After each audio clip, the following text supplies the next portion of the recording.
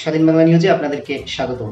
ইরানের আক্রমণ যেন দিন দিন বেড়েই যাচ্ছে, সামলাতে পারছেন না ইসরায়েল। ইসরায়েলের গোটা এরিয়া ধ্বংসস্তূপে পরিণত হয়ে গিয়েছে। ইসরায়েল হতাশ হয়ে গিয়েছে। ইরান একই খেলা দেখালো।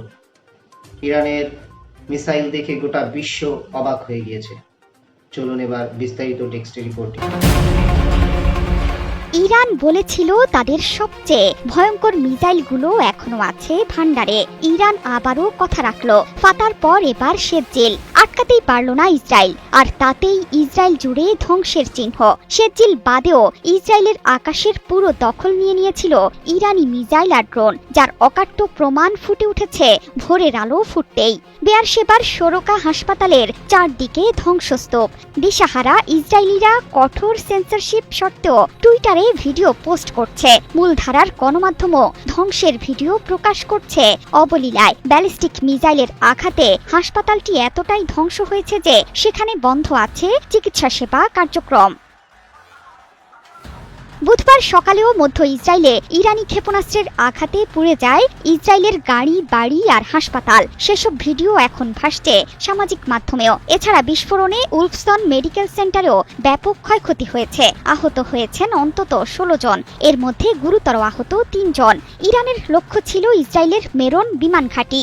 ইরানি মিসাইলের আঘাতে তেল আবিবের রামাত গেন এলাকায় আহত অন্তত 20 জন। ইরানি ক্ষেপণাস্ত্রের আঘাত থেকে বাঁচতে মার্কেটের পার্কিং লটেও আশ্রয় নিয়েছেন বহু ইসরায়েলি। যুদ্ধে ক্ষয়ক্ষতির তথ্য প্রকাশে আগে থেকেই কঠোর সেন্সরশিপ আরোপ করে ইসরায়েল। সে কারণে কৌশলগতভাবে গুরুত্বপূর্ণ বা স্পর্শকাতর স্থাপনায় হামলার খবর পুরোপুরি প্রকাশ করা থেকে বিরত থাকতে বাধ্য হচ্ছে গণমাধ্যম কর্মীরা। তা সত্ত্বেও ক্ষতির খবর প্রকাশ হয়েই যাচ্ছে। স্যাটেলাইট ছবি বিশ্লেষণ করে বেরিয়ে আসছে ইসরায়েলের থলের বেড়াল। হামলা শুরুর পরদিনই তেল আবিবে ইসরায়েলি প্রতিরক্ষা মন্ত্রণালয়ের সদর দপ্তর, কিরিয়া তথা ইসরায়েলি পেন্টাগন থেকে মাত্র 300 মিটার দূরের লক্ষ্যবস্তুতে আঘাত হানে ইরানি মিসাইল, যেটি ইসরায়েলের সবচেয়ে সুরক্ষিত সরকারি কমপ্লেক্সগুলোর একটি, যেখানে দেশের গুরুত্বপূর্ণ সামরিক ও গোয়েন্দা দপ্তর অবস্থিত।